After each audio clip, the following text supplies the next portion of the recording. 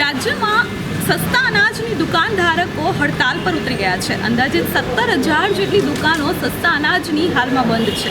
1 નવેમ્બરથી રેશન ડીલરો પોતાની માંગોને લઈને સરકાર સામે ઊભા થયા છે. ત્યારે સસ્તા અનાજની દુકાનો બંધ થતાં ગરીબ લોકોને અનાજ મળવાની હાલાકી પડી રહી છે. તમે મારી પાછળ દ્રશ્યો જોઈ શકો છો કે સસ્તા અનાજની દુકાનો 1 નવેમ્બરથી બંધ કરી દેવામાં આવી છે, જેના કારણે ગરીબ લોકોને અનાજ મળવાનું બંધ થઈ ગયું છે અને તેની સીધી અસર ગરીબો પર પડી રહી છે. સસ્તા અનાજની દુકાનધારકોએ કમિશન વધારવાની માંગ સાથે તંત્ર સમક્ષ ઉગ્ર રજૂઆત કરી છે.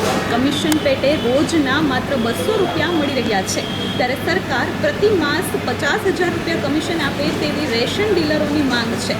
આ સાથે અન્ય માંગો પણ તેમને મૂકી છે. હાલમાં જ સરકાર દ્વારા કહેવામાં આવ્યું છે કે દુકાન પર આવતો ગુણવત્તાના સ્ટોક બાબતે તકેદારી સમિતિના સભ્યોના બાયોમેટ્રિક વેરિફિકેશન લેવા અંગેનો ઠરાવ રદ કરવાની મુખ્ય માંગ હાલમાં રેશન કાર્ડ ધારકો અને સરકાર માન્ય વ્યાજબી દુકાનધારકોના સંચાલકોએ કરી છે. કમિશનમાં 3 પ્રતિ કિલો અને મિનિમમ ગેરંટેડ કમિશનની રકમમાં 30,000 રૂપિયાનો વધારો કરવાની માંગ કરી છે અને કમિશન બેંક અકાઉન્ટમાં સમયસર મળે, ઈ પાસબુકમાં નિયત નમૂનામાં અપડેટ મળે તે પ્રકારે સોફ્ટવેરમાં સુધારો કરવાની રજૂઆત કરવામાં આવી છે. આ સાથે સસ્તા અનાજના દુકાનધારકો દ્વારા અચાનક જ હડતાલનું શસ્ત્ર ઉગામી દેતા રાશન કાર્ડ ધારકોને હાલાકી પડી રહી છે. ગરીબોને પણ હાલમાં રાશન મળી રહ્યું નથી. તમે દ્રશ્યો જોયા કે ગરીબ વિસ્તારોમાં આ દુકાન શરૂ કરવામાં આવી છે, પરંતુ હાલમાં રાશન કાર્ડ ધારકોને અનાજ મળ્યું નથી, જેના કારણે તેમને પણ હાલાકી પડી રહી છે અને રાશન કાર્ડ ધારકો પણ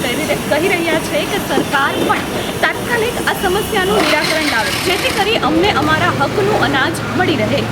કેમેરામેન મુન્ના મલબારી સાથે ધરતી પટેલ, S24 ન્યૂઝ, સુરત.